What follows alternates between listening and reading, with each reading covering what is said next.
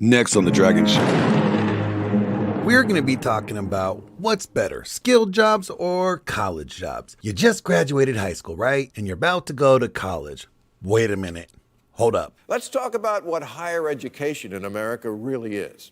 A racket that sells you a very expensive ticket to the upper middle class. I know free college is a left-wing thing, but is it really liberal for someone who doesn't go to college and makes less money to pay for people who do go and make more? Especially since colleges have turned into giant luxury daycare centers. A third of students now spend less than 5 hours a week studying, and when they do, it's for their onerous magnum cum bullshit course load of sports marketing, history through Twitter, advanced racist spotting, intro to microaggressions, and you owe me an apology 101. Why are you in college? Cause. You don't have a reason? No, not really. You're just kind of here? Yeah. Do you feel like that's a lot of people? Yeah. Why do you think that is? Because it's expected. So are you still undecided? Still don't know what to do?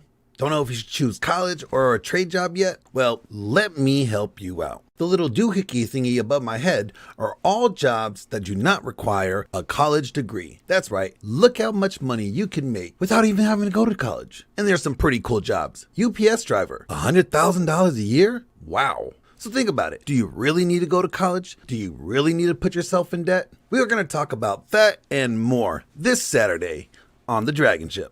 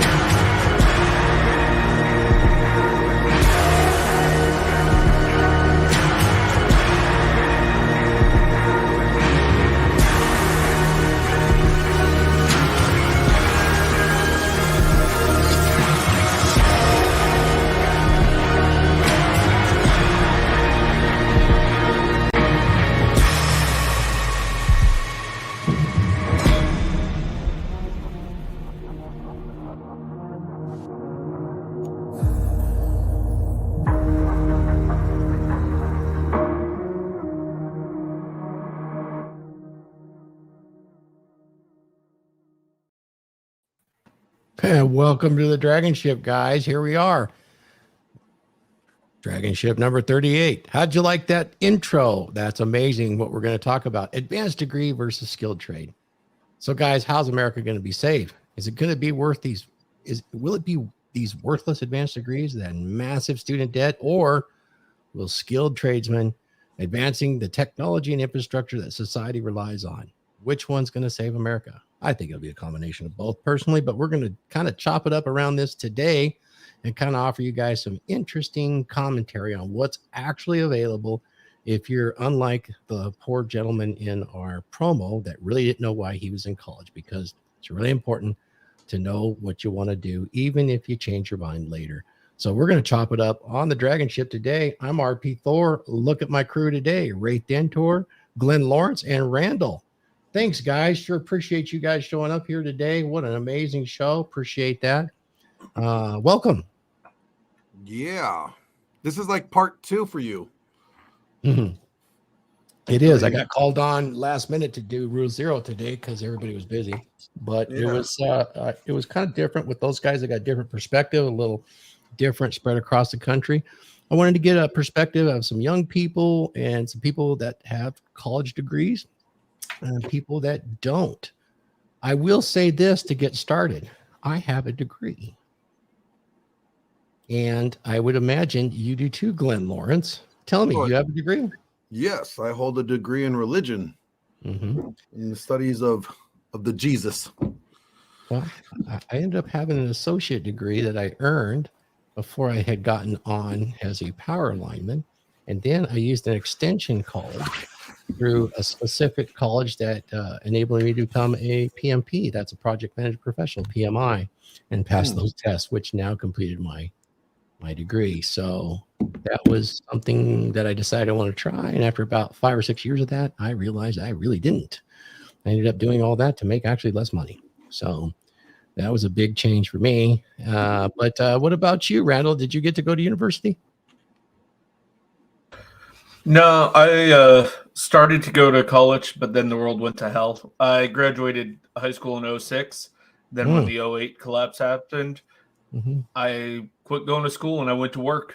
And I started making more money than a lot of people were with college degrees. Yeah. And So, college is really just haven't expensive gone these back. days. Yeah. I had to pay for all Yes. mine too. And then I actually got some company money when I applied for a position that would require that project management work. So they paid for the extension. Raith, You guys, I didn't go to school until I was 30. you went to really? Yeah, like I was in the military first, and then so after the military, I got out, and see, I was never a good student in high school, and like I had family members that would call me like an ADD retard, so I was like, I'm not gonna go to school and like risk being made more fun of and look stupid in college.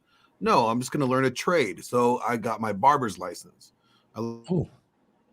Learned to cut hair, and I did really well at that. I was really good at that.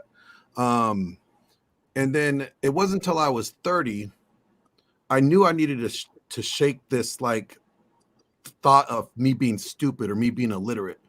So that's what drove me to go to college, and especially study a degree that I did, because I needed it to be more than just something I could use to make money, because I was making money. I was working. I had my barbershops. So for me, like going to get the degree was more about like proving to myself that I wasn't illiterate. Was that from outside pressure, or was that all done through you? Do you think that society, because I personally think that it was expected of all of us, and it's gotten worse and worse over the years. No, actually, see, I was told the opposite. See, like you guys, like I was listening to this morning show, and I was never told to go to college. Like my dad was like, no, you don't go to college, learn a trade. But my dad's a tradesman. My dad's a plumber. My dad was a plumber for 40 years. And then, you know, like my whole family's been in construction and some part of like blue collar trade job. My uncle was a trucker. So it's like they all worked with their hands. I think it wasn't until like my cousins, like the grandkids, started going to school. That's when we started going to college. Like my cousins all went to college, but there's a few of us that didn't, you know, like, and they were all knuckleheads. And so, yeah. Okay. Interesting. I mean, I didn't feel the pressure to go to college so much. I actually tried to go to the military, but I mean, you wouldn't think of it looking at the shape that I'm in today at 60 that I was denied, but I had a history of childhood asthma. And at that time, that was not something they wanted to take a chance on going into the military. And I was specifically trying to go to the Air Force, by the way. Weren't you going to be like, if you went in, wouldn't that have been Korea War? Would that have been the Korean War? Oh man, how do I tell you this? I'm just giving you a hard time. You kind of got some cranial rectal intrusion there, but yeah. Oh, that's expected. I was dropped as a child. You should have known that. No, and I wasn't even old enough to go to Vietnam, although my best friend, 7 years older than me, was. So you would have been. So if you would have been in, you probably would have been Desert Storm, first one. Yeah. If I made a career out of it, for sure. Or Grenada, right? Yeah. Panama. Well, no, because I'm thinking of the time where they were using a lot of gases at the time, and if you have the childhood asthma, like that would be like a huge nightmare. Yeah, it could have been. Who knows what the story was with that? Yeah, one of my best friends that was in the trade with me. He's actually the guy that saved my life. He was in Vietnam in the later stages as a long-range recon patrol with the 1st AmeriCal, which is some of what our good friend Paul Benjamin has done. So interesting parallel there. Definitely a mentor of mine. Raith, tell us about you. Let's see. I started out doing construction from about age 12 to 17 when I went in the military. And I do have 2 degrees, actually. 3. I have associates in logistics, bachelor's in business management, and a bachelor's in human resources, organizational change management, and communications. Then I have certification in NLP, certification in hypnosis. So I did most of that after militaries. So you did it later in life. How Yeah, long were you in the military? I didn't start college till I was 38.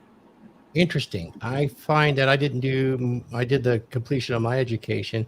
You know, I could also count apparatus technician school, which is advanced electrical theory and operation of the grid. Could probably take it and pass a PE if I studied up for it, license, which is practical engineering. But I did all that later in life. I think that I wouldn't have done so well as a younger guy. I started in the trades at 16, got my apprenticeship at 22 with I did apprenticeship as an electrician and then got never made journeyman there, but I ended up going into the power line field at 22. So, Yeah, I have my low voltage, which is 700 volts and below. yep. I have my low voltage. I don't anymore. I let it lapse. But I was a low voltage electrician. I learned that in the military. Oh, that's Got that and didn't use it for the first 7 years because I've become a cop for 7 years. Then I did a lot of low voltage work while I was putting myself through school. How long were you in the military? 22 years. Okay, so you did a full career then. Yeah. Yeah, that's interesting. Very interesting. And then you were able to learn a skilled trade that was able to float you later on for additional funds. That's good. Yeah, I mean, I didn't take loans or anything from my school. I worked Yeah. as a low voltage electrician and used the money from that to support myself, my family, and then pay for college. So if I was to go around the table and I asked this question earlier, your degrees, how useful were they to you to open doors, get ahead versus your skilled trades that you had and earn money?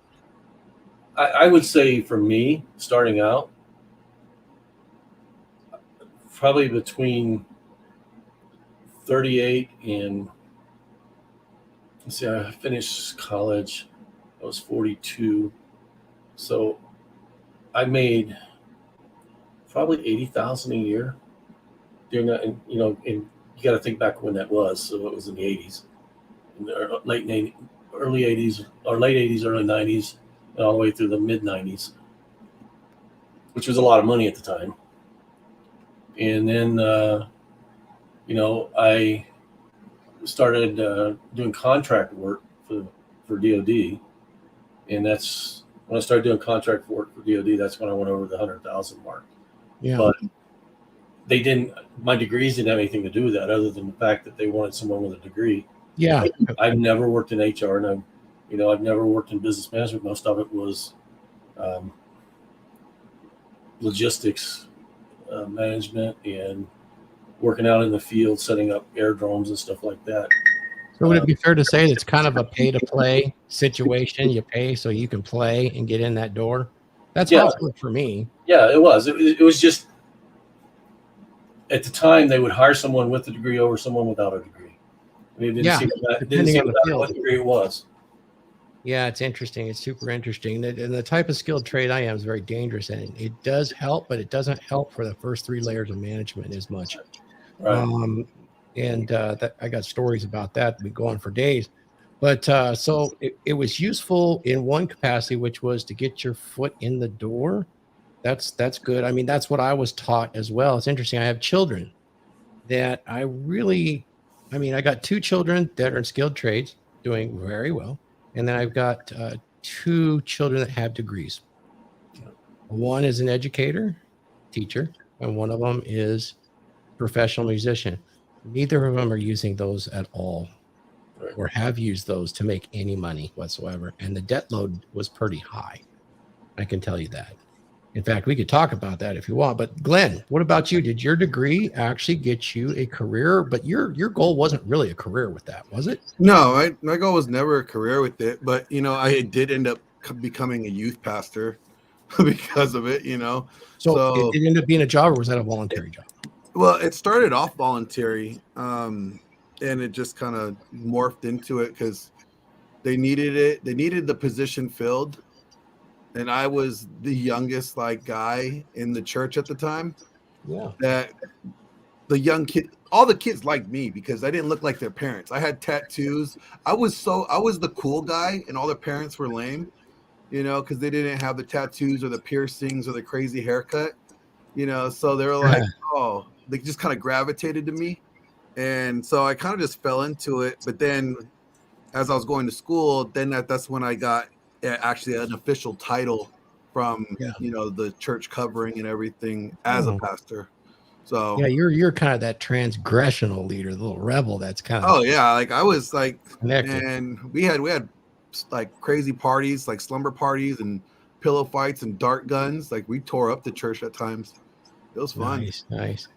That's very But no, good. like my degree never earned me any money. But here's the great thing: I never had to pay for it either. Like as well, soon you as did- I started to have paying it back, because I had my GI Bill yeah. and I had Oh, like okay. a couple thousand that I had to pay off.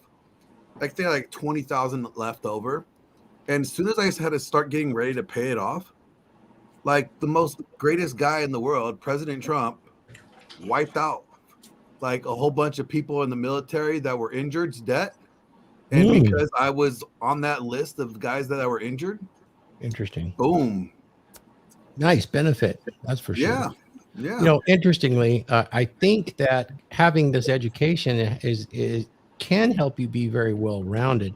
I do think there's a academic subculture with colleges that for the youngest people to go to these big universities, maybe not so much on the private side, but at least what I've seen here is it's kind of a big party for a year or two, and nobody really locks their majors down until the last 3 years. At least that's what I've seen coming into our industry with the graduates. But Well, the only thing about degrees now is the only ones that really make you money and that you use to make money are professional degrees like psychologist, social work, those kind of degrees, teaching, and none of the three that I just said make you a great deal of money. right, You're required to have that degree in order to practice.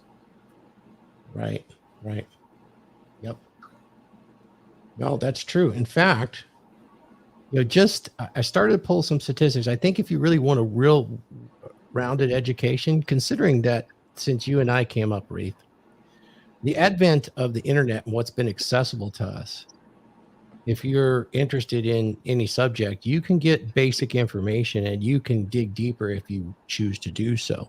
It's not structured, but for a self-starter, I think you can actually get a more rounded education, dare I say, than actually going to college. You'll have a broader understanding of many subjects if you're disciplined about how you can use this amazing tool called the internet. But I think it also helps you specialize. It does, doesn't it? Yeah. I mean, look at coding. I mean, most people don't need degrees. They usually go to a coding boot camp. Yeah. And then they specialize in a certain language or something like that, and or maybe two languages, and they can write 90% of their apps just using one or two languages, and they don't have degrees. You do have a lot of coders with degrees, but they didn't get their degrees in coding. They got their degrees in some IT field and went and learned coding in order to, get into the hot topics of apps and those kind of things. Yeah. I was on a trip one time and I sat across from a guy that taught coding, and they were trying to get coding into high schools so that they could pull younger people into the coding career field. And his company taught coding in high schools. He was on a trip trying to talk to, I think, 6 or 7 different high schools into taking their service. And it was a free service to the high school. They bring the person in, the teacher and everything to teach the coding. And Well, that's interesting. They were trying to grow coders at the high school level. So I got a question about that. When I went to high school, and I haven't seen it in my children, they used to have the career opportunity classes where you'd learn about different careers. Right. I did that. I don't know. Did you do that as well, Ray? Did you have any opportunity like that when you went to high school? It was available. I didn't do it because I was going in the military. I already knew what I was going to do. Right. What about you, Randall? Did you have anything like that in high school? Or Glenn? No. Like Yeah, we had, thing. like the thing that we had you could take like certain classes like econ, and you could like take economics, like not just the one that you had to, but you could take like the college level economics if you were going in that field. But that was it. Yeah, I saw that sort of stuff and replaced with AP advanced placement type, all of it driving towards colleges. I saw that from the time I went to high school to a lot of the high schools. I had 4 children. and saw everything driving. The old, they even lost all the wood shops, metal shops, all that sort of stuff. Yeah, I think when we went to high school with Thor, it was more about giving you a general education. And Yeah. you touch different things. Like I remember we had to take a wood, in high school, we had to take a wood shop or welding or one of those. We had to do an art class. We had to take typing. Yeah. We had to do, there was just a wide variety of things that you had to do. Like we had to take a psychology course. Like we had a psychology course in our high school. Yep. You had to take that course. Everybody had to take it. My understanding here in California is that now we have gender studies even in junior high school. Well, I don't know that helps, but I'm not lying. I'm not going to help. You're not going to bait me into going off on that this week. I did that last week. No, that's perfectly fine. No, I mean, no, it's good. All good. It's all good. The reality of it is, it was it was when we went to high school, it was to expose you to everything. Yeah. And let you decide what your career choices were going to be. I kind of think, I think colleges did that in the 70s too. In the 80s, I think there was a lot of exposure there. Certainly, it was much cheaper. Let's get into what is the, what can you guys guess at what the average college graduate with a 4-year degree comes out earning? Now, there's different statistics on it, and I went to ZipRecruiter because they recruit right out of college, so they know exactly what the salaries are across the nation. They employ most of the college graduates coming out. So I thought that would be the most accurate way to do it. And lo and behold, they have numbers. What would you guys guess the national average yearly earnings are of a college graduate? We'll get into the gender differences and all that stuff and who's actually graduating a little bit later. You guys have any idea, Ray? Well, I saw your cheat sheet, so I'm not going to ask. All right. So you guys all saw the cheat sheet. All right, I'll just put it up. How about that? Okay. Well, I know before your cheat sheet and the Rule Zero stuff, I would have pegged it around 40, just because that's the number I've heard thrown around by a lot of people. And that's probably pretty close. This is ZipRecruiter. This is what's actually reported. So you can take a look at what I got, and we'll chop it up. And you know what? In the chat, you guys want to ask questions, go ahead and ask questions. Of course, we appreciate the super chat on RP Thor, but any of the channels, ask the questions. Glenn and Randall look at it and see if we can't answer questions with our experience. Here it is. So the national average is 36,536 by ZipRecruiter, who's recruiting these college graduates. In California, I searched that too, just for average. And it was 35,437. Interesting. So I also went to a couple other places to look at salaries. And on average from Forbes, what Forbes is saying, if you have less than high school, you typically, and if you're between 25 and 30 years old and you work full time, this is from the National Center of Educational Statistics, which is funded by the government. So keep in mind, it's 29,800. If you had high school, you can earn 36,600, which is, if you think about it, it was actually more than what ZipRecruiter is currently reporting as the average that they find jobs for newly graduated college degrees. On these statistics, if you have some college and no degree, it's 39,900.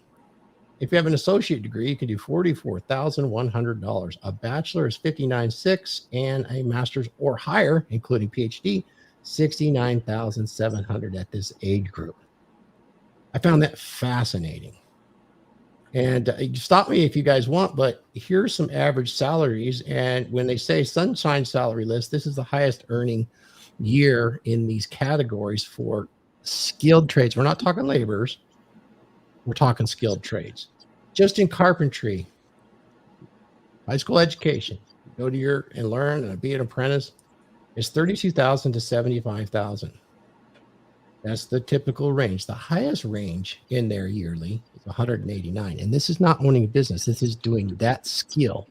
Obviously, this is one of those guys that can go in and build a freaking museum. And that's the kind of rates they get, right? Electricians, same situation, 34 to 91. Highest Sunshine List, which is the highest they can earn in that thing, is $238,285. This would include whatever overtime they have. And it goes on and on. You can see you could do pretty quite well if you have those skills. It goes down from here. but it's still all of it at the highest levels is up there where you might do a few years like that. So these are just 6 skills that you can find that they compiled for you. I thought that was pretty interesting. You guys have any comments so far? Well, I found, this is actually what you're actually talking about. It's part of my job, but I find that people with college degrees, okay, if you're like, say, Glenn did, he went to college at 38. If he went into a management job, that would probably start, if you come out of college, you'd probably get about that $35,000 to $40,000. He can request, and he'll probably get, if he's got any experience in management at all, working through, up until that age of 31, 32, 33, 34, he can probably add that total, or at least close to that total of 35, on top of his skills. If you got the skills and a college degree, you're going to double that. I agree with that. Yeah. It's been when I help people find jobs and I do the resumes and stuff, I find that if I can increase their skill or show them more the skills that they have, they fare better at going in and negotiating salaries. Well, that's interesting. And tell us what you do for a living. You do help people in their careers, both with degrees and without degrees, correct? Yes. That's an interesting situation. Now, one thing I wanted to bring us back to, I want to go back to, let's do this. This is the debt that people are getting today. The average 4-year bachelor degree debt from a private for-profit college is $58,600. That's coming out, not paid for. For private nonprofit colleges, it's $34,300. That's pretty interesting. And you can see it's just kind of gone up and up and up. I thought that was kind of interesting to kind of point out. Let's see. Did I find? Here we go. This is kind of interesting too. You alluded to this a little bit earlier, Raith. Is when it comes down to men and women, we know that we're over 60% college entry into women. Do you know the percentage of women? It's increased as far as women graduating versus men graduating. The enrollments are closer together, but men are dropping out and not finishing their graduation. I found that really fascinating too. And that's been for the last 10 years. Now we have this, which we've had this big reversal from 1970 when men were just almost 60% of all enrollees and graduates. We've had almost a complete reversal in higher education from men into women. So, I've often said all politics are gender politics. This might be some corollary evidence. However, there's also proclivities. There's general proclivities. Women tend to do things with people. Men tend to do things with things, mechanics, mathematics, spatial geometry.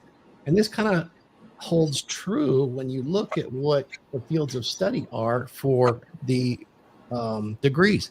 And I want to ask Raith, because, you can see here, 85% of the graduates that are women, well, you can see it right here, versus 15% of men in that field.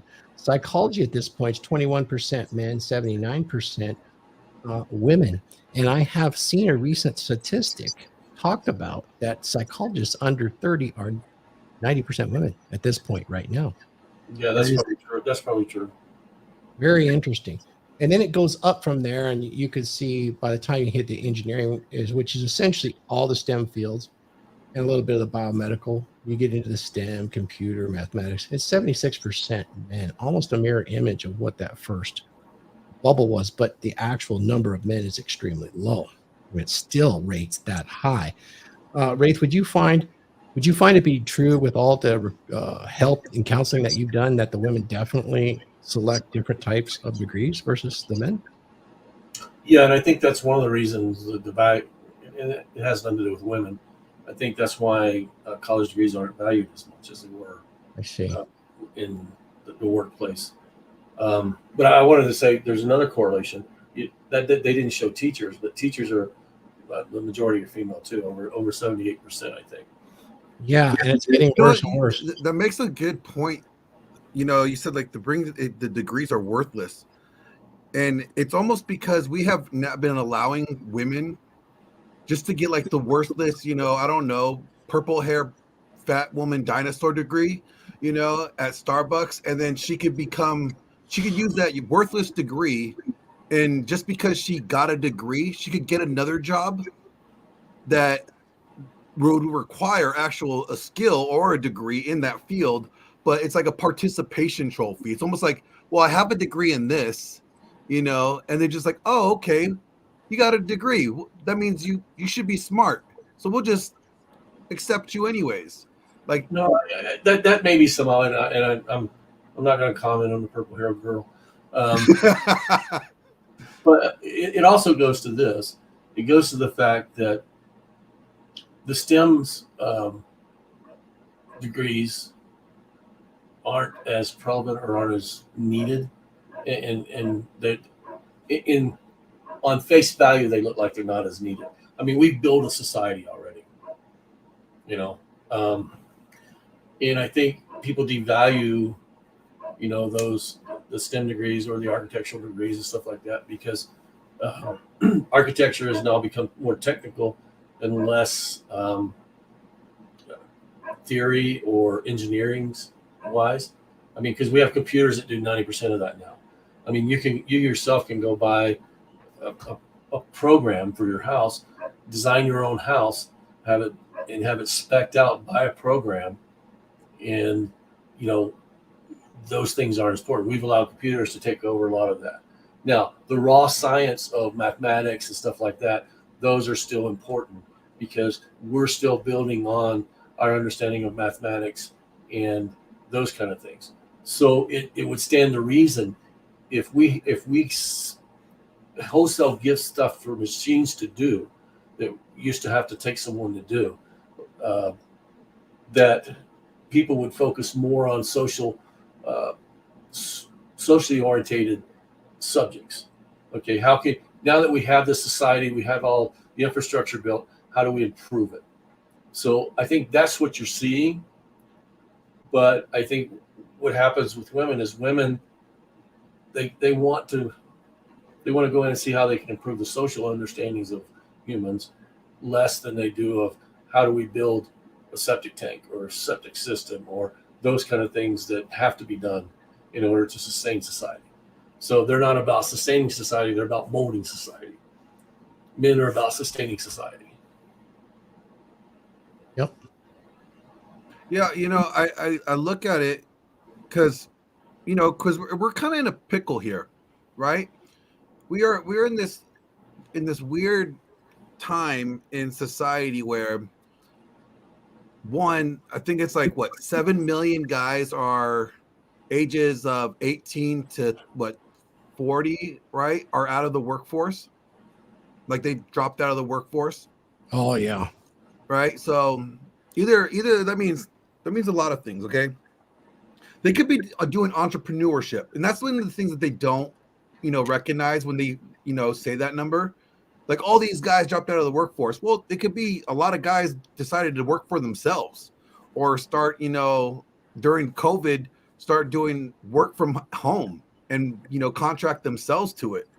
And so there's a lot of reasons why guys may not be in the workforce like they think, but they can still be working.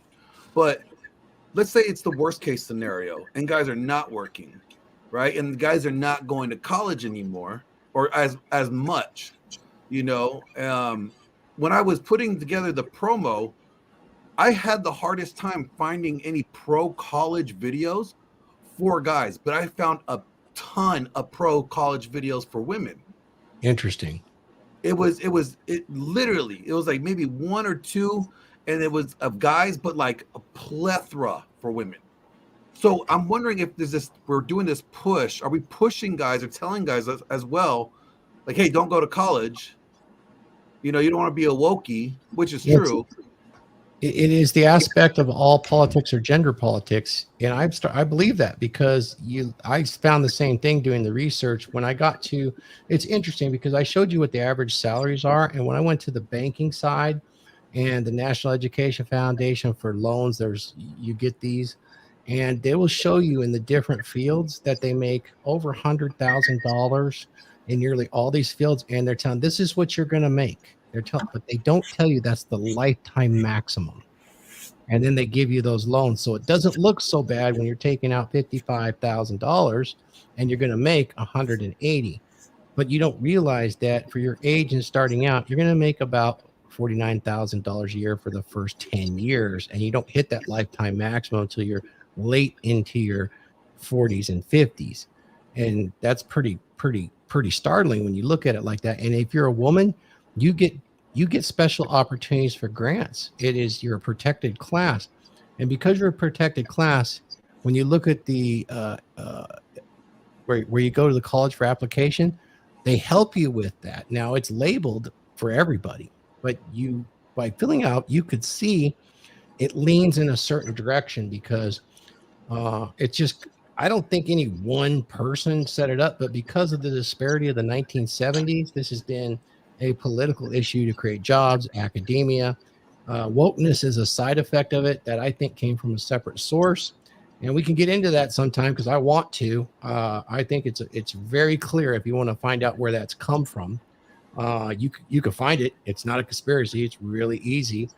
And because I got quotes that prove that there is a push to be like treat men on campuses like second-class citizens. I could quote them right now. Female professors from Brown, from Yale, from all these different places. They make guys go through this toxic masculinity program when they're freshmen before they start school. Like they have to demasculinize them. It's like a reconditioning before you could go to start class. You have to get all the toxicness out of you. So no, there is a push to like make guys, have a deterrent from going. Yeah. It leans in that direction really hard. I found that too when I went through all of the stuff, and I think it plays out in the numbers because I want to go back to this. I want to say something about the entrepreneurship. Oh yeah, go ahead. The reason a lot of, if you take this 7 million men are out of the market and they're, just say half of them are in entrepreneurship. Okay. Why are they in entrepreneurship? Well, they're doing it because it's a lot of money. It's a cash business. It can be a cash business. So, when they're going in, and I'm not promoting that people cheat taxes. All right. But from the standpoint of, if you're running the business and you're making $80,000 a year and you're reporting $40,000 a year, that's money that it comes from the population, but it's never seen. It's black money, and that's why a lot of people are doing that now. I don't know. When I was probably 30, a guy was trying to get me to go in with him and open up just like a laundromat. Okay.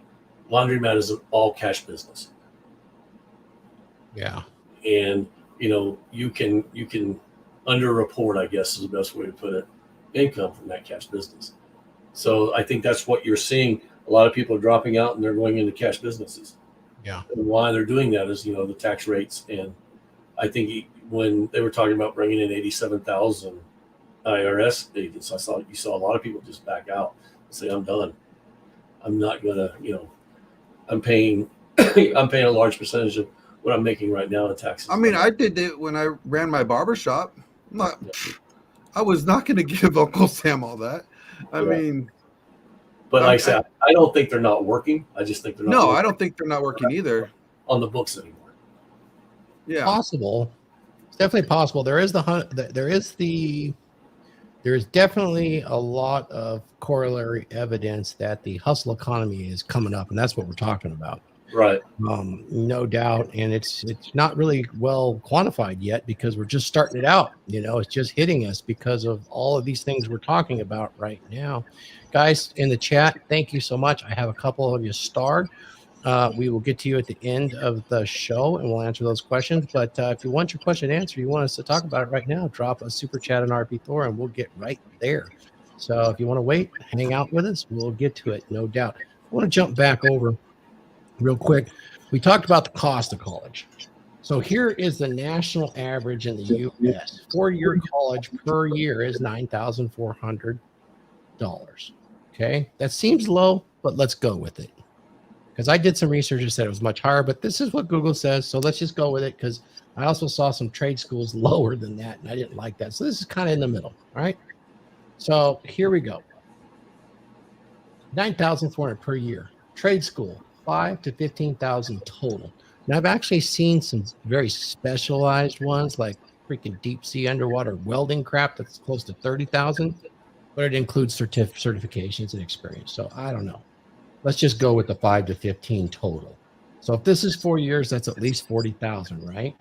And then the trade school, it's 3 months to 18 months is pretty damn common. They usually come out with some kind of certifications, crane, commercial drivers, safety certifications, things like that, where it definitely improves your odds of scoring. Some of them even have job placements where they'll pay your way, place you in a job, and then you pay them back. So even if you're that down on your luck, it's very, very possible. So I thought you might want to consider that. And then what else did I have? I just wanted to kind of throw that out there about trade schools and see what you guys had to say about that versus college. I mean, I went to trade school. It sounds like so did Glenn. And it sounds like you did too, Raith. I mean, that's pretty amazing, you know. Well, and I can say that, I mean, my first degree cost me $40,000. And I know that because I paid for it out of pocket. Wow. Yeah. So I think that number's a little low. Yeah, I just went with it because it was what comes up in Google. But I think that actually the trade schools are a little more, probably closer to 10 at this point. Yeah, I think my grandson, he's a lineman, and he went 4 years. They're about 12 to 15,000 a year right now. Yeah, I think like I said 4 years ago. College. My grandson paid 10 for lineman school. They've been I'm talking about college wise, but college wise, they've been going up. They've been increasing like every 2 years, like 4% or 9% or something like that. Or they've been increasing by $9,000 every 2 years. You know, it's ridiculous. Like Bill was it Bill Maher? Yeah, he did a whole segment on this, and he was breaking down the numbers and stuff. It's like nobody's catching it. It's the worst inflation rate possible.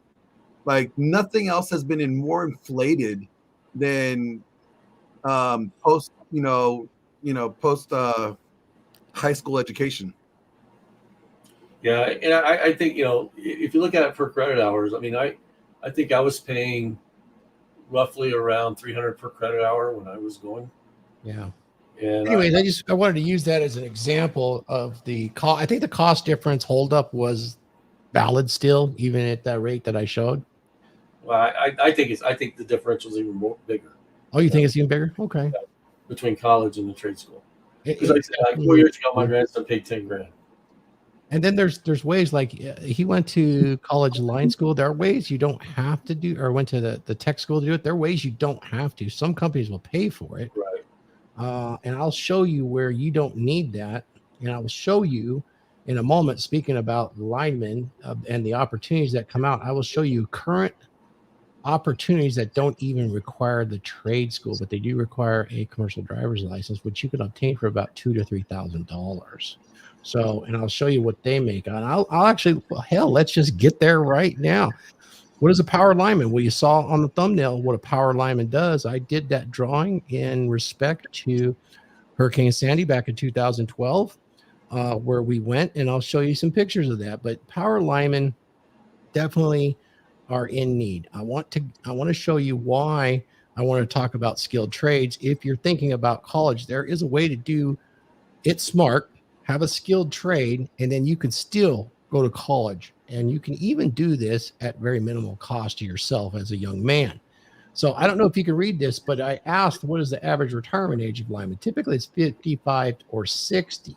But what I wanted you to understand is, are linemen in demand? Yes, the demand for linemen is expected to climb by 8.5% by the year 2026. So there are at least 21,500 job openings right now in 2023 alone. And the reason why is I know the statistic. 45% of us linemen will attain actually between 60 and 65 years of age in the next 5 years. This job is dangerous and it takes a toll on your body. And not all of them are as lucky to have a godlike body like me. So that's very rare. But they pay you a lot of money for these sort of things. Well, what kind of money? Well, I can tell you power linemen start out around $69,000 a year when they make a journeyman. And when they start as a power line apprentice through a union program, they end up making somewhere around 55 to start. And that includes all of their training. So rather than being in debt for, I don't know, 10, 12,000 a year, let's say, you can start out at a $55,000 plus a year. And each year it goes up $10,000, $12,000 as you progress through the 3 to 4 year apprenticeship program. And it doesn't include overtime or diem. The way they treat linemen is very different since it's such a dangerous trade. If you're working for outside line, you have to take care of your own benefits. I mean, they provide you through the union benefits and you can get a 401k, but like you're only going to have like 5 days of sick time ever. So you have to actually plan for your own future, but they pay you really good. It's not uncommon in California for linemen to make $200,000 to $300,000 if they're willing to work. Get up early, stay late, take your calls. And here's the thing. They're going to rebuild the infrastructure in California in the next several years. They have to. They've been doing it all along since the fires. This is something that has to happen. People don't set aside electricity in hard times. Not at all. They must do that. And I'm just going to show you guys an opportunity that, Raith, you might find this interesting.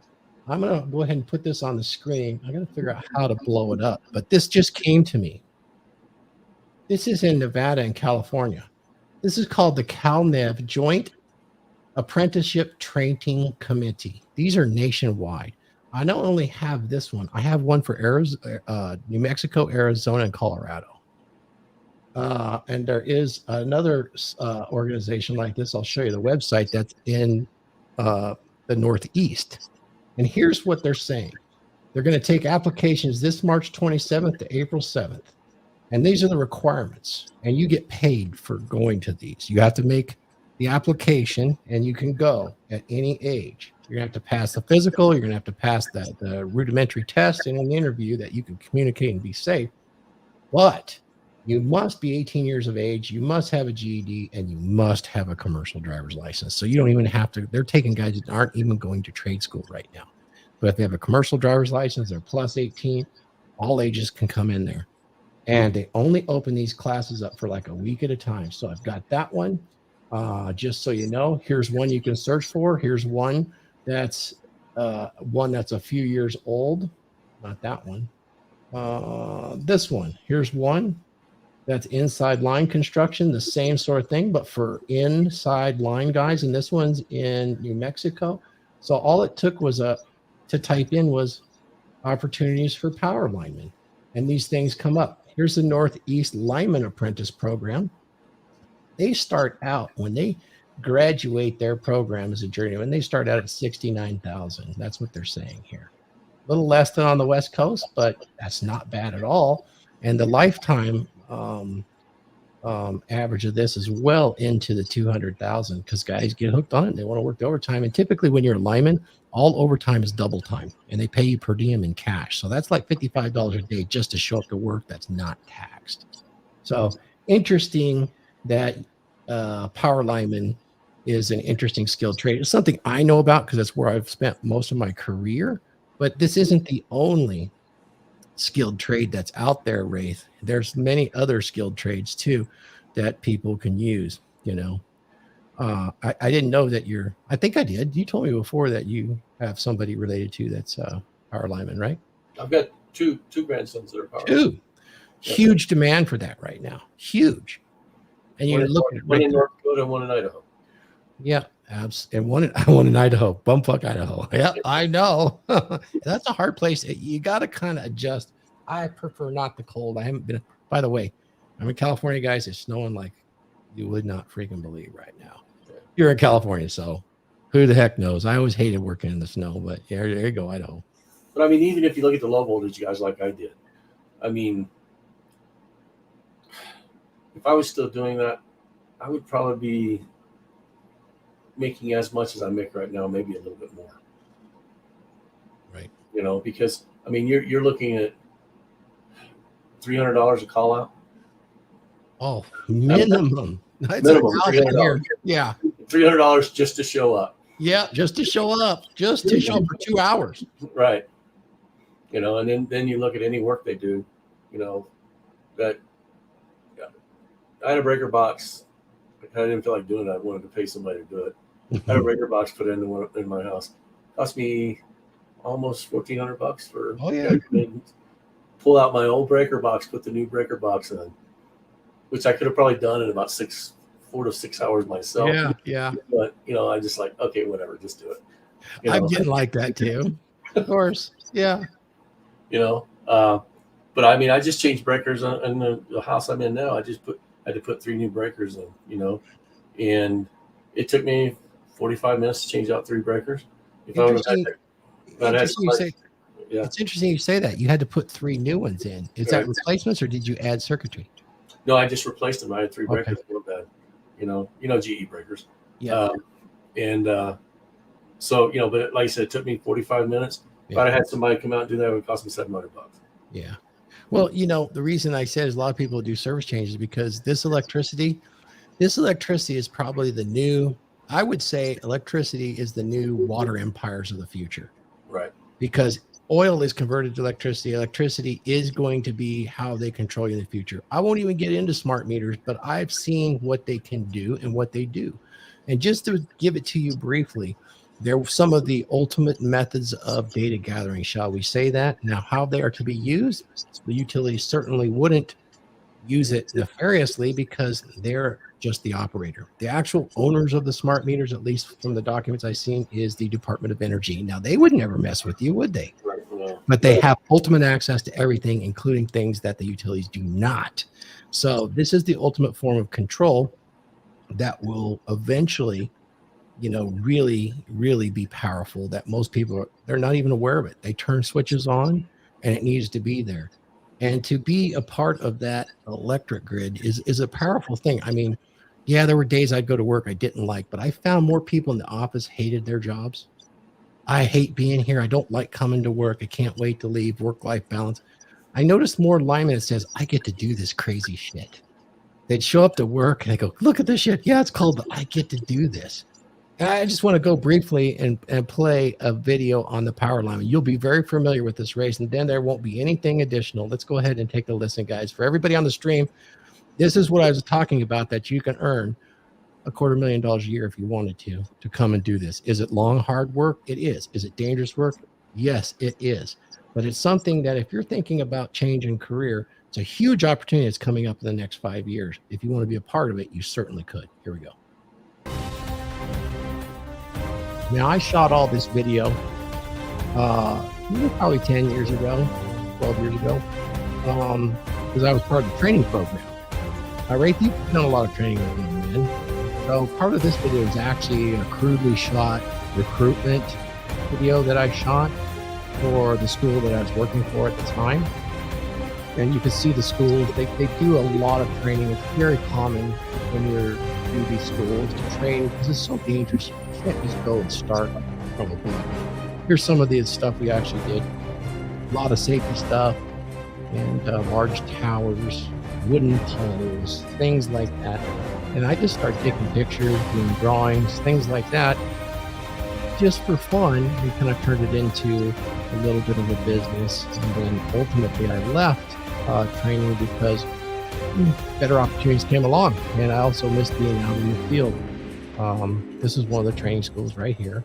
You can see there's lots of guys all being instructed. This is kind of how it goes. You go for a week or two at a time, and you're getting paid the whole time. So it's pretty interesting. And that's me on 500,000 volt line with a Faraday suit on. This is learning how to rescue someone if they're injured off the tower. So there's lots to do, and you can get, oh, this is pretty cool. You can take these guys up. And you can see, look, you get to see stuff like this. Now, this isn't everybody's cup of tea. This might be a little too much. I get it. And you can be successful in any career. You could go to college and get one hell of a career. This is when we got to go to work in Sandra and help them until 2012. Some of the crew, some of the underground stuff that we do. Just thought I'd go ahead and show some of the activities on the line. I call this video my work remote, and that's my old gear right there.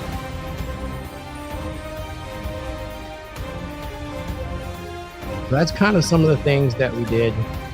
I'll go ahead and remove it. So anyways, if anybody's watching and they're interested in that, that's the difference between, if you really want to get to the pinnacle of skilled trades, you can do things like that. That is not the only trade that's out there that you can enjoy. I did discover that being an elevator, a journeyman elevator technician, makes nearly as much money and doesn't take as much risk. All the heavy lifting and stuff like that's done by contractors. But if you get into that elevator technician maintenance thing, that's pretty darn good. That's a hard trade to get into. I didn't realize they made so much. But it's equally dangerous because if a safety fails, you're going to get crushed. But you're not going to be exposed to the elements quite the same that you would as a power lineman, which can wear on your body. You know what I mean? Yeah, it's definitely one of those trades. I certainly want to recommend doing concrete work for the rest of your life. That's just labor. It's different than, there is a skill to it, but it's not quite the same as skilled labor. You can make a lot of money roofing, doing all those sort of things. Definitely very difficult on the body. One of these days, we probably will have robots that do that sort of stuff, But and they're still going to need truckers right now. They don't have the robots ready. So, well, and the thing is, I mean, the trucking industry is, it's still king. And when it comes to transporting stuff across country, we don't have the rail systems and stuff that we had 70 years ago. Yeah, and they've done a lot of infrastructure on the roads. Right. So that's still king. And yet, and they're talking about 20 years from now, trucks will be driving themselves. I don't think we're ever going to see that totally. Yeah. And I mean, even trains run themselves now, but they still have people there monitoring the train. Because if it fails, there has to be someone there that can stop it. Right. They'll need drivers, that's for sure. So drivers. There's, you look at carpentry, you look at plumbing. I mean, plumbers, I think tend to do well because there's not a lot of people that want to do that kind of work. Yep. My dad made a killing doing plumbing. When he worked for the city of LA, because he worked there for 30 plus years, 40 years. Like when he retired, he was making before he retired, he was bringing in like 150, 175K a year. Like he was making good money at doing that. A plumber. Yeah, it was tough work, but we all know how to, change out a toilet. Like all of us boys know how to do some sort of plumbing. Like, I think you'd probably be hard pressed to find anybody that can change out a toilet these days living in a house. Seriously, it is like. Yeah, but it's not that complicated. It's not. It's really not. But I mean, for the most people today, yeah, they'll struggle. Yeah. Yeah. So I'll bring up one more thing here, guys. If you want, I'll show it to you. Check this out. So you just said you made 100. These are averages, average salary average starting salary for class of 2022. Agricultural and natural resources 57. This was reported by the National Association of Colleges and Employers. So after 4 years, you can make 57. Business is 60. Communications 55. Computer sciences is 75, and that holds up in the tech schools too. Right. I found that. Engineering 73. Computer sciences is better than engineering right now. I find that really interesting. It must be the demand for like those coders and stuff. Humanities is 50. Humanities is that HR thing, I would imagine. I don't know. Humanities is social services, psychology, and it's all so like women's social stuff. Sciences. Okay. It's all stuff women go to. Sciences. That's really interesting. They also broke down salaries by age. If you're younger, it's less. If you're older, it's more. And then it's even more if you're 45 to 59. So I like this breakdown of Forbes. It gives you a good idea. And it's pretty interesting. So I just wanted to bring that back up once again, because that's pretty wild. Because Glenn just said his dad, when he hit that rate at age 45 to 59 and was making 150, the highest paid thing on there was that computer sciences, at just under 90. So That's pretty interesting. Well, like I said, I mean, those trades are out there. They're not that difficult to get into. You just have to have, a desire, and to work, really, I guess is the best way to put it. And it's most construction these days. It's the techniques and stuff they use for most construction these days. Anyone could do. Yeah. With practice. I'm not saying build your own house because most people don't have the skills to do that. But, with the way construction is going these days and how they've systemized it for, mass construction, there's a good wage at that. Now, if you want to get into the artsmanship of craftsmanship, and become highly skilled and specialized in doing fine craftsmanship. Yeah. The money's a little bit different. It goes up extension. Yeah, it goes up like on a logarithmic scale. It doubles, triples, quadruples. Let's get to a couple of these questions I saved for the last as we start to wind down, okay? See if anybody else brings up anything on this subject. Which one's going to save America? Well, I'll tell you at the end. How's that? So this is interesting. I worked at utility construction, which could have been any of the utilities. At 19, I did $49,000 the first year at $19.99. Here we are 20 years later. Nobody can believe that when I started I started my apprenticeship in 1985. That next year in 1986, I made $74,000 as a first step journeyman lineman apprentice. Wasn't even a journeyman yet. Give you an idea. That's pretty amazing for back then. So when I say what I say, it's not in a vacuum. So let's see if we can get this guy's question. So let's go to 1970. I was doing drywall with a construction company. 12, 13, 14, and 15. And I was making $1,000 every 2 weeks. That's good. Working evenings because we did commercial construction. I'd go to school during the day, and then go do a drywall in the evenings. Yeah, that's $24,000 a year. That's good. And that's back in 1972 through 77. So let me tell you about when I was in the Korean War there, Glenn. Hey, were you making like 50 cents an hour back then? You guys were collecting like bottle caps, right? Like from like old glass pops. We did collect glass.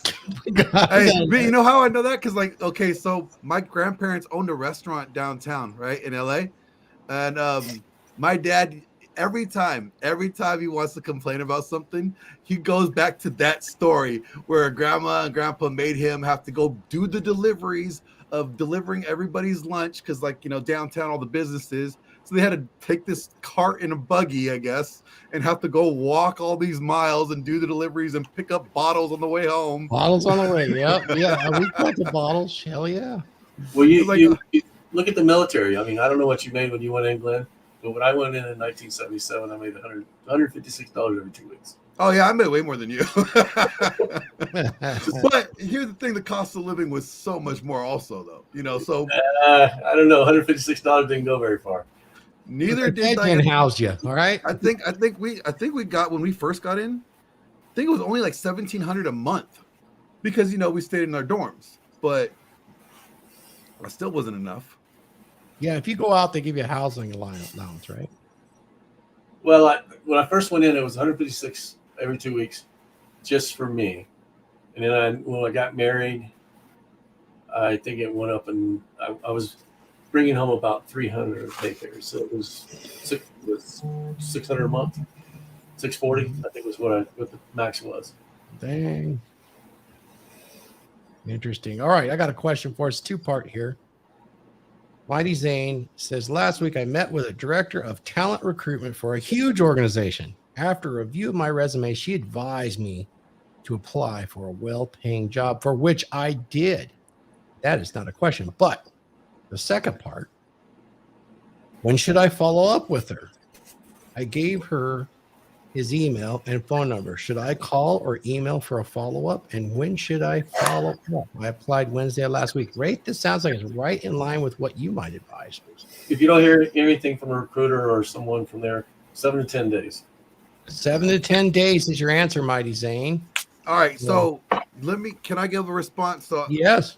all right, as an actor, I have to go to these auditions, right? And sometimes I don't know these casting directors. And what I do is I wait 48 hours and I thank them for the interview. Or basically I thank them for allowing me to come and audition, and just let them know I'm just kind of touch base 48 hours. Hey, thank you for the audition the other day. I truly appreciate it. Appreciated the feedback you gave me as well. Please let me know if there's anything I can do for you. Until then, till I hear from you, I'm just, whatever. Just kind of retouch, do that little quick touch, and then let it go. I don't want to wait 7 to 10 days because sometimes, as many people as they see, and this is just from acting, right? They might forget who I am. Which one was he again? He said he applied. Okay. Yeah. If he has that interview is 24 to 48 hours. You should always contact him 24 to 48 hours after an interview. If your application process, it usually takes 7 to 10 days for them to process an application. Okay. Depending on the company and how they do it, it's usually reviewed by at least 2 HR people, or it's done by computer. Okay. And what they do is they'll run it through a computer. They'll pick out keywords that they're looking for. That's one process they use, or it'll be reviewed by an HR person, usually a senior HR person, and then it'll go to whoever the hiring person is going to be, or whoever they're going to be working for. He'll get to review them also. But if it makes it past the 2 HR people and it gets to the hiring official, you're probably going to get an interview. Okay, but that takes time. Most people think it goes in and they're going to make a decision in a day. It's not the way it works, because for every job that someone applies for, they'll get anywhere from 100 to 300 applications. Mm-hmm. Now that's a little less right now. I'm doing 4 hires right now, and I think I got like 30 applications per job. Okay, a lot of people aren't looking for work right now, which is now is a good time. If you are looking for work, now's a good time to go in and look. But your resume should express, your skills, and a lot of people. One of the biggest problems with people right now is they undersell themselves because they don't understand what skills they have, and they're not relaying those in their resumes. Yep. Hey, Sub 049, you need to join the Dragons membership. You're here in SoCal, so is me and I was gonna say, dude, I didn't think you were in SoCal. Yeah, I didn't know you were in SoCal. I know it's snowing out there, out by Lake Arrowhead right now. It's snowing where I'm at, Glenn. Well, I got inches of snow on the ground. You're up there in bumfuck Egypt. Yeah, well, it's hot and it snows. Snowing. It's been snowing since yesterday here. Wow. Yeah, not looking forward to going outside. Yeah, I wouldn't be either. Hey, we do have a super chat. Danny Arnold. Hey, Sub, where are you at, Thank though? you, Like, sir. what part of SoCal? Yeah. Danny, thank you for the super chat. As always, man, you're a huge fan. We really appreciate you. Have you ever noticed the feminist women who still complain about equal opportunities in the job market, ... You ever notice they aren't taking jobs as oil riggers or power linemen or electricians or any of these? Well, yeah, because they want equal. They want equal pay, but they don't want to do equal work. They want, what is it? Equal and not opportunity. They want equal and equality and outcome. They want to be able to do like their Starbucks job and still make the same amount of money as somebody that does something dangerous. I think they realize that those jobs are hard to begin with. They're physically hard. Yeah. And there's very few. I mean, Thor, you've been doing your job. I was in the military, then I was a cop, and then I was doing electrician work during all of that construction work. Men can endure more. Yes, that's true. I mean, through my entire set of years, I've only known of one woman to make a journeyman, and she actually was a pretty good apprentice, but there is a unique. I mean, she used her skill set as a woman as well to her advantage, shall we say. and she did pretty good as a lineman. And she was coming in at a time where there was a lot of lifts, and she didn't have to climb as much. Climbing the power belt on the poles has changed over the years. We got better harnesses, but primarily it pulls on the hips in a really different. If you understand anything about biological differences of men and women, when a female's hips come together, they come together, and then at the bottom of the hips, they splay about like this at a different angle, which puts the femurs at a different angle, and a men's like this. Men actually hang in those harnesses for hours without any pain. A woman starts to feel pain within 20, 30 minutes pretty severely, just because it's not really designed, and it would take a very different harness. They're coming out with harnesses like that, but it also requires upper body strength and the ability to lift 75 pounds overhead. That's the requirement right now physically. You can lift 75-pound crossarm over your head. You're safe enough to do the job.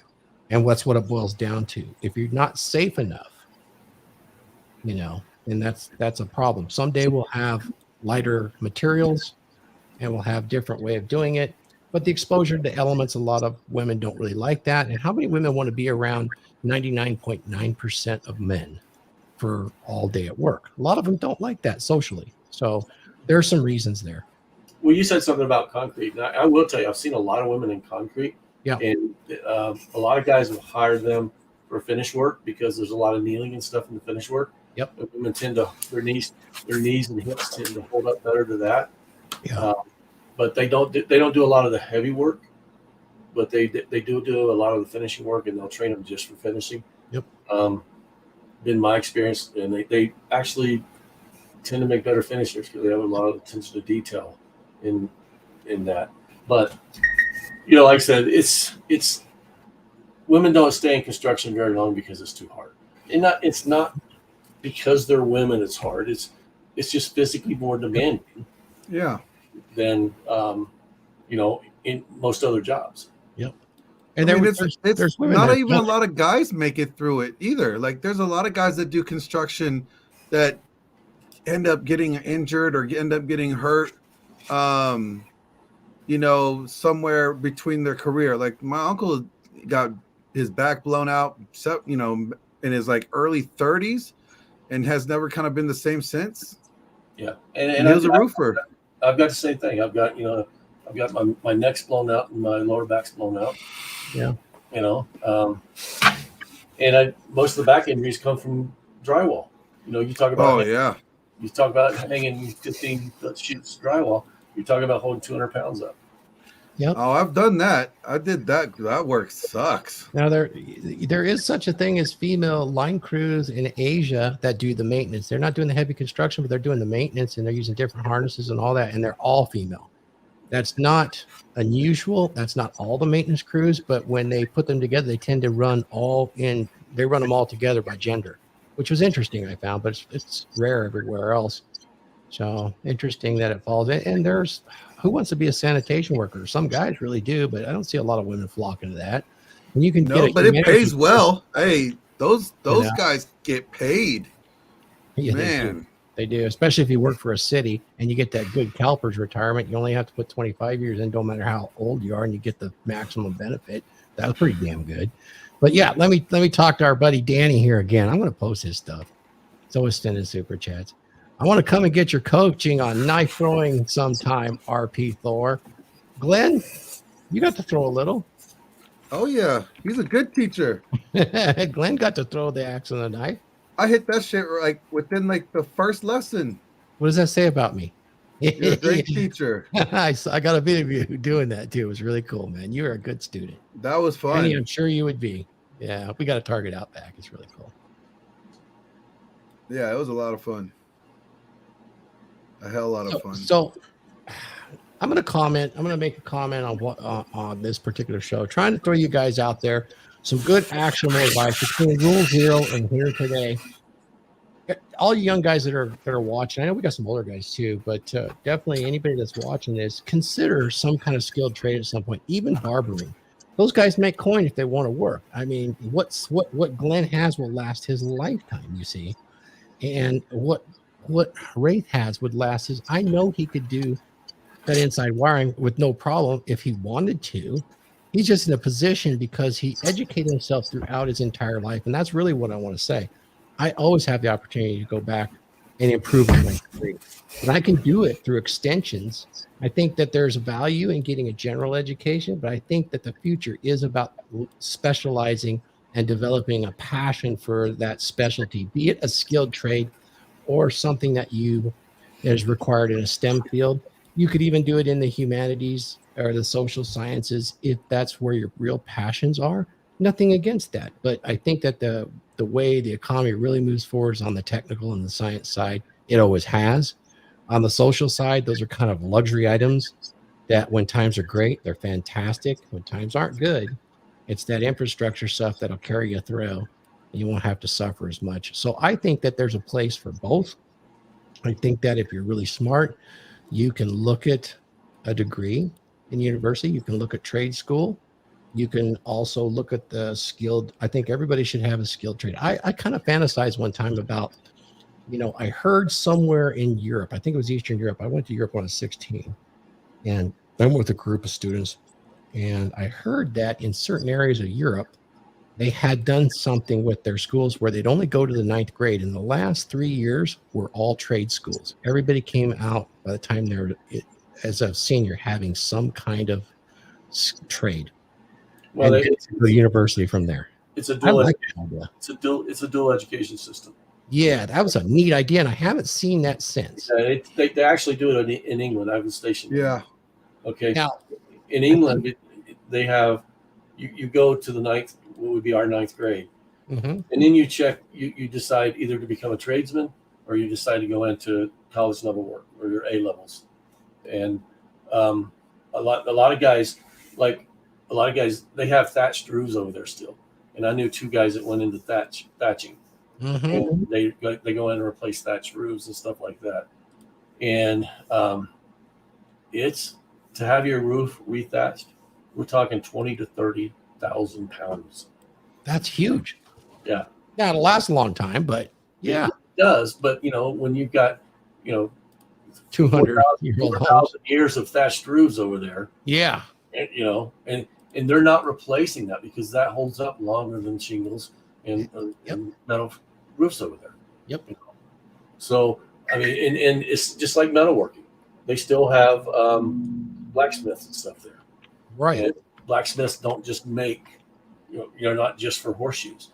They're blacksmiths. They're also craftsmen. They make lamps and those kind of things. I like that. I wish we had that opportunity here in the States. I think that's actually a wise opportunity. And, always have, if you're doing well as a tradesman, I went to Extension University. It's not an issue. I can go to all kinds of specialty schools if I want right now. And Raith, you did it.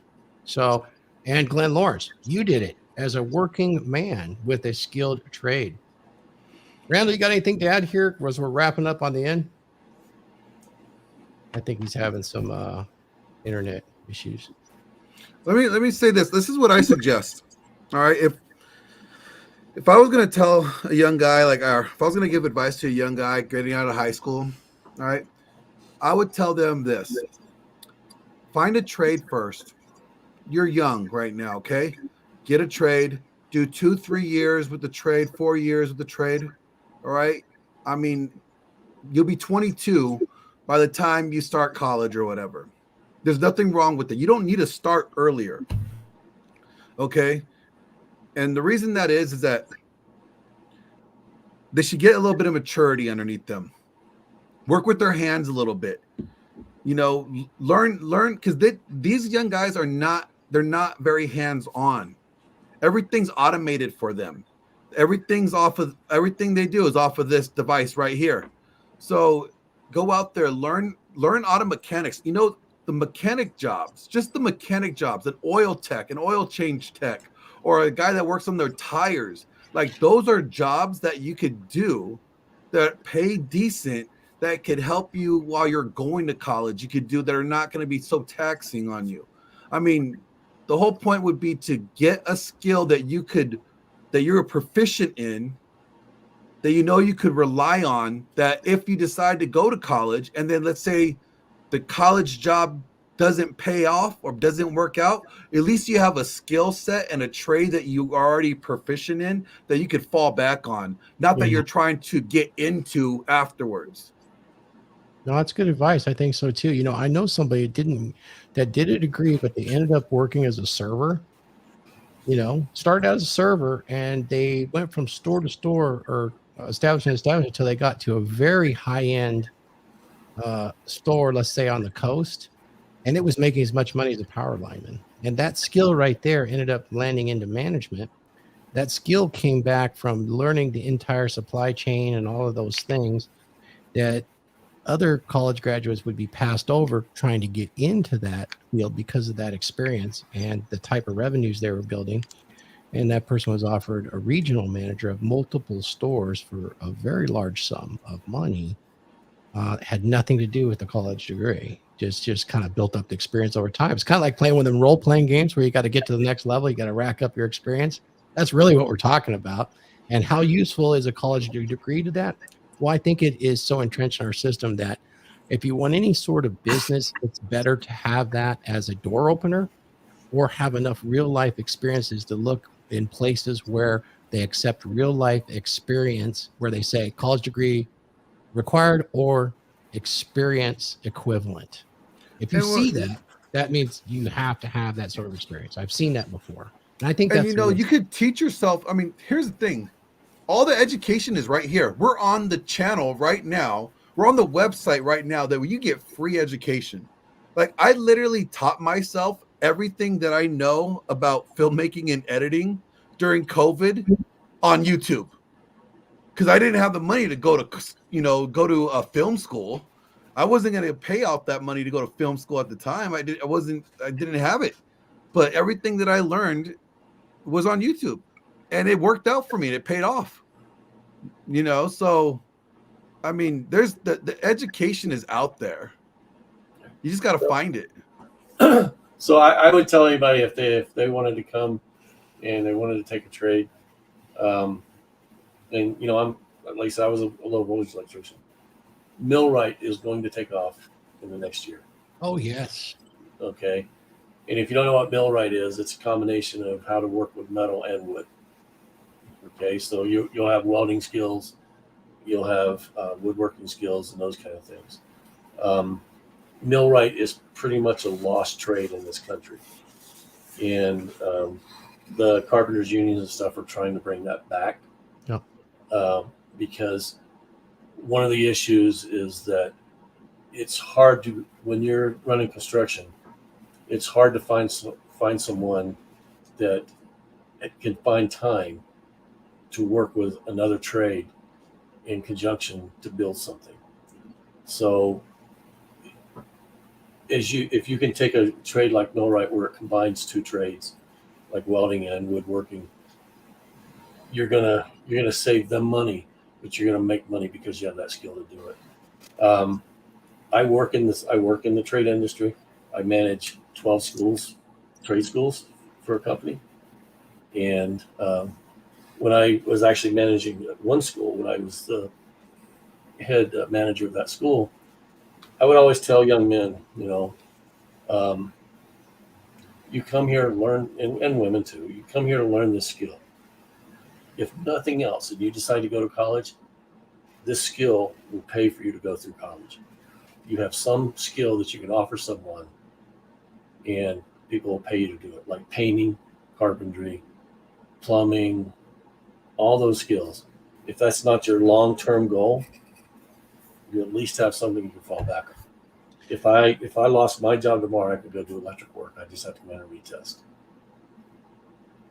Got George Bruno on the house. If hopefully that's him. Yeah, let's put him up. Thank you, George, for coming in. He says, I was the first person in my family to go to college after my grandfather said, always have something you can do with your hands. I became a therapist and a barber. Just finished cutting hair today. See, George, I was a barber too. I got out of barber college right after the Air Force, and I did that for about a good 10, 12 years before I said, okay, I need to transition to something else. And yeah, I mean, barbering is a great business. And if you live in a very busy area, if you live like in a like Los Angeles or a big city, you are always going to be in business. I mean, when I had my barbershop in up Northern California, there wasn't a day that I didn't make like at least over $250. Oh, it is. It's a perfect part-time job. I think it's the therapist side that really pays off, though, because if the Flowbee makes a comeback, you guys are in trouble. But the Flowbee's not a good therapist. Well, you know what? It's funny that I didn't know that George was a barber and a therapist, because you know what? When you're a barber, you're already a therapist. Exactly. You're just not a paid therapist. Exactly. I mean, I used to do all the counseling and everything in that barber chair all the time. I was like, man. Barbers, bartenders, and cab drivers. Yep, it's the poor man's counselor. Yep. We'll have to get you on sometime, George. Appreciate you, man. Glad to meet you in Miami. Can I address Arts here, because he's mentioned this twice? I think he's right. I think this is a factor here. We need to acknowledge. Where's he at? Right here. Okay. I know this is a skirt topic. Or the skirt's the topic, but probably a dead end issue. But really see the issue with motivation rather than a lack of choice or a wrong choice. You know what? You're right. You're right. Guys don't have motivation anymore. Why? They don't why. They don't see any reason to. Yep. Well, no, it's not even that. They don't really see a reason to. There's no sense. There's no like sense of urgency. There's no like drive. We have like taken the drive culturally out of our young men, where they don't have the drive that we did years before. Like when, like my dad is about your dad or your age, Thor, and you know, he would always tell me like, yeah, like when he was so hungry to start, you know, being a grown man or adult that, you know, he lied, you know, to try to get in the army at like 16. They let him in at 17, and you know, he was just gung-ho gone. Like he wanted to become the man. You know, he there was this drive that they had. And I look at the kids now, it's just like they have no drive. What do you want to do? I don't know. What do you like doing? TikTok. You know what I'm saying? Like they have no vision. They're like no ideas, no direction. Because they have no drive. And I think that's true. I think that does play a role in it. But I do think a part of it though is the fact that culturally, we have shunned our boys in education. We don't ask them in school what they want to be anymore, you know, like what they want to do, what they want to pursue. We don't try to coach them or motivate them or plug them in with other men that are doing things like that, you know, like we just kind of let our boys just kind of figure it out. If you live, you live. If you die, well, I got you here till you're 18. Too many young men grow up with no sense of responsibility for themselves or others. That's true too. And that it's the responsibility for yourself and others that drives you to be motivated to do things with your life. And how do you teach that? Like, is that taught? That's what fathers teach sons. Well, that's why dads are not in the household anymore, so dads can't teach that shit. You know, in way too many families you see with single parents is that young men think their only responsibility is to the person that raised them. You know, your father taught you that you have a responsibility to yourself and you have a responsibility to society to perform. And that's, we don't teach young men today the burden of performance. It's just that simple. Oh yeah, like you don't get to be a degenerate. Yeah, you know, Thor, you said you know why. So I think New Metal has the answer. He said it's the lack of female pheromones. No chemical drive. Oh, interesting. Well, hard work isn't praised. Men can say, and it's the thankless jobs that keep the society going. And so men tend not to go for something. They want to feel appreciated. They don't get that from relationships anymore, so they don't feel like going out and doing like, because not even the womb thanks them for it. Yeah, you know what? That's actually a good thing. Like, hey, Thor and Raith, like when you guys were like back in your day, right? You know, when you guys were doing the Flintstone car thing, like Yeah. you guys like you had like this burden of performance, right? And you guys like were eager to perform, right? Like it was like you knew if you performed well in front of her that you're gonna get that gal, and once you get that gal, you're the guy, and you're gonna settle down and live happily ever after. Like that was kind of like the motive, right? Like you wanted to become someone that you could attract this woman that's gonna be faithful to you or whatever, you know, and you're gonna live your life. For me, it never figured into that. Okay. For me, it was I wanted to be someone for me. Okay. And not being narcissistic or anything like that. I understood in order for me to survive, I had to be something. Okay. And no one was going to take care of me, and no one was going to do it for me. Now, the women in my life, they came along because I had that attitude. It's not, I never performed for the P. I always performed because I was driven to perform. And that was put into me by my father. All right. So it wasn't like, well, I need to go out and impress these women so I can get laid. I never had a problem. I wasn't talking about the laying part, but like, didn't you guys weren't considered a man until you got married and, you know, had a woman, you settled down. Like, wasn't that kind of the talk at that time? You weren't considered a man if other men didn't consider you a man. That's where it really laid down to. Other Okay. men had to validate you, and there's a little bit of that lost. We could do a whole episode on that because that's a big part of rites of passage that are lost. Mm-hmm. Part of that rites of passage is having other men validate you, and you know what? It actually goes. A lot of talk about high value men today, and or even alpha males and things like that. If you proclaim yourself high value or alpha male, you're really not. It's the in group that already is proclaiming that to be you that makes you that. That's the most powerful endorsement that you can get, and that has been around with men forever. I mean, that's why they haze each other to test and to vet and to bring those guys in under pressure, because they want to know. Ultimately, every man wants to know, Glenn, if we're in a foxhole and the shit's going bad, I got your back, man. And I'll drag you out of it, even at the cost of my own life. There's a big deal there. You know, it's ultimately boils down, or if we're hunting the boar and the boar's got my leg, you're going to jump on that boar's back with a knife. You know, you're not going to go, I got like my boot knife and I'm just going to. Exactly. I mean, I'm making exaggerations, but in some ways that's happened throughout men's history. Mm-hmm. I don't think, you know, and Thor, you can correct me if I'm wrong, I don't think men ever perform for women. Men perform for other men because they want to be part of the group, part of the tribe. Yeah. They want the recognition of other men.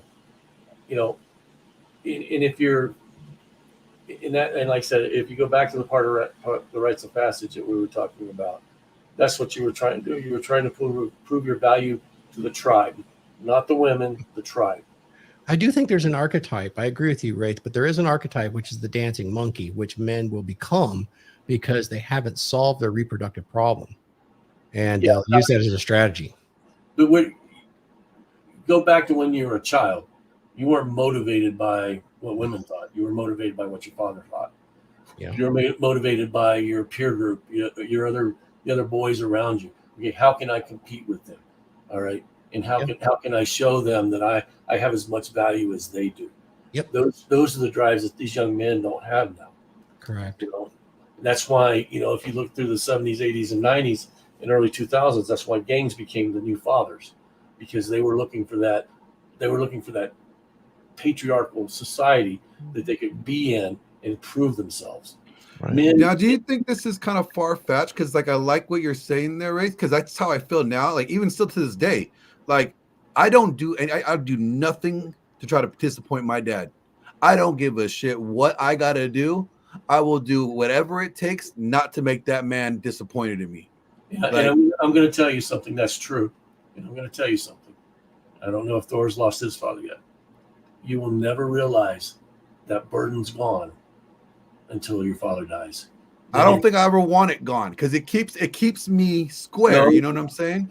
you come to the realization. My father died when I was 28. And at 28, I had to come to the realization I am a man. A solely lonely, all alone man. Because my father was the man that I talked to with my issues and stuff like that. That was the high point in understanding of adulthood for me. Yeah, no, that's. I mean, my dad is the one that I go to, and if not him, I'll hit up Thor. You know, then I'll start making the circles. But no, like I even to today, that I think that's a huge point that since dads are not around and dads have been devalued, right? Boys don't really care what their dads think, right? You know, so you don't care if you disappoint your dad. Me, So- like it's like I do. that. Yeah. So you basically have 2 points. You have probably your teenage from 15 to 20. You'll have that rites of passage into manhood. Okay. And then when your father dies, you pass it into statesmanship. And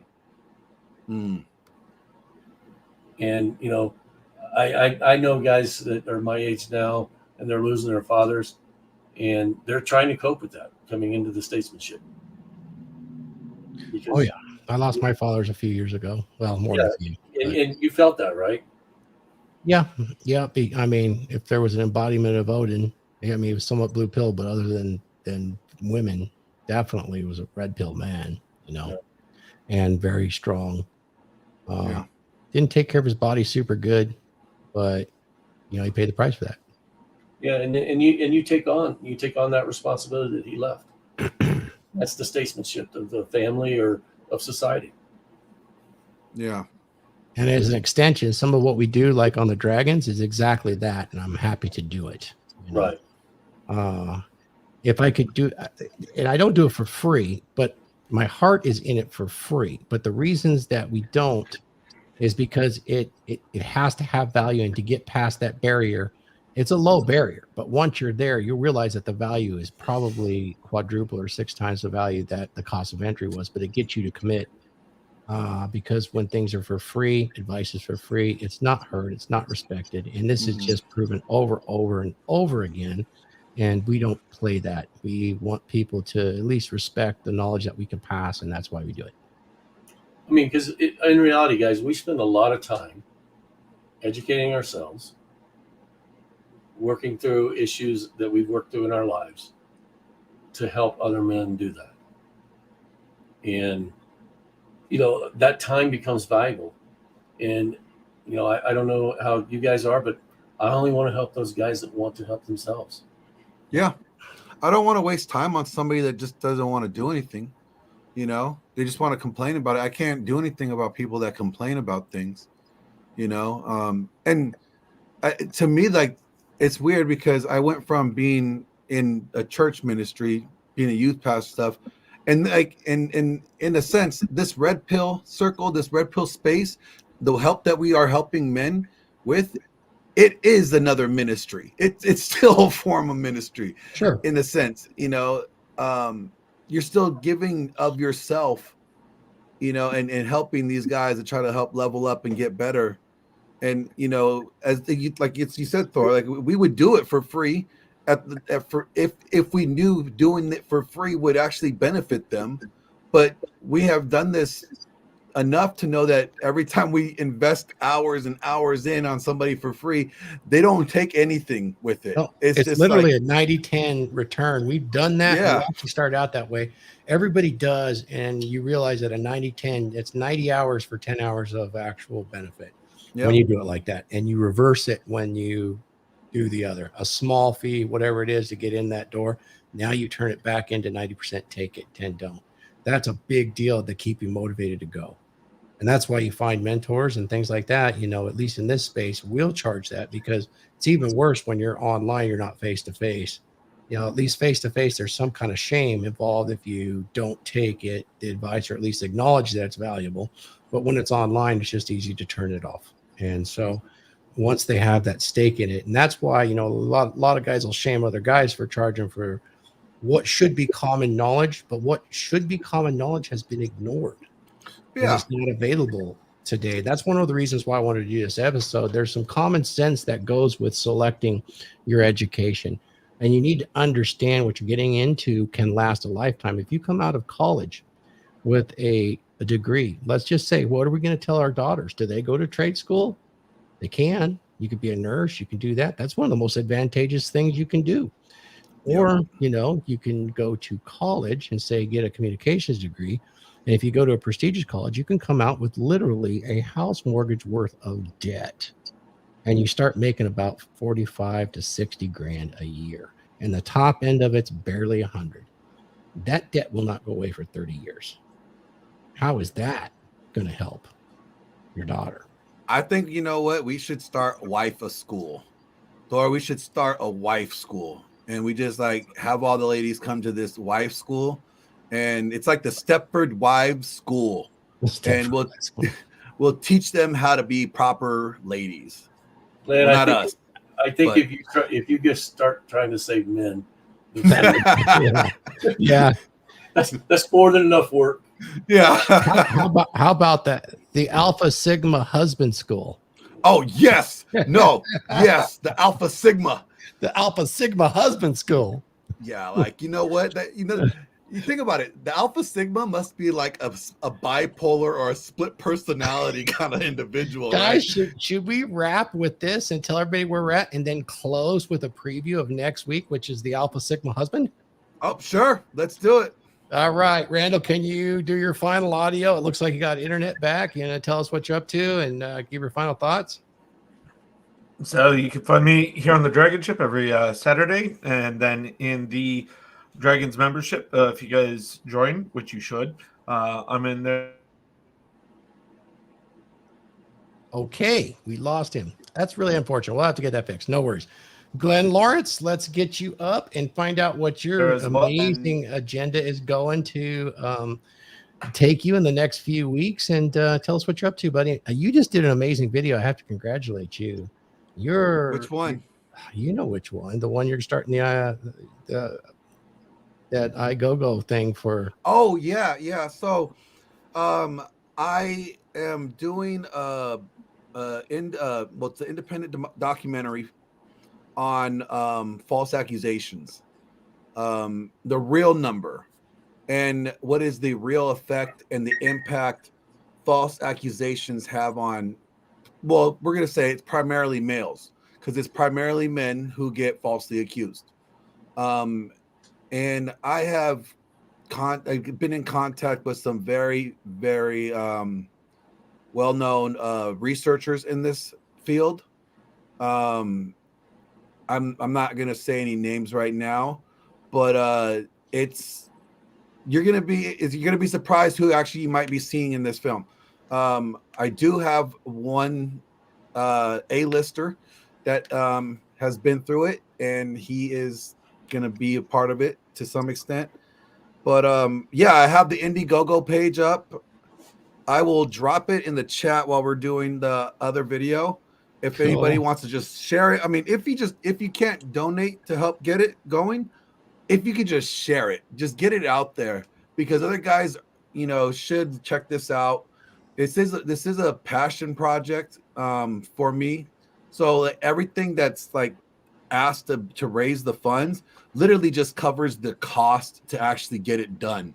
Yeah. Nobody's getting paid for it. Once I'm done filming and editing it, I'm literally just uploading it on YouTube for free. There's no gain for it at all. So this is not like a money grab. This is we want to get this information out there for you guys. And I think it's because we are told a certain narrative about this issue that we think it's so insignificant that it doesn't happen as often as it does.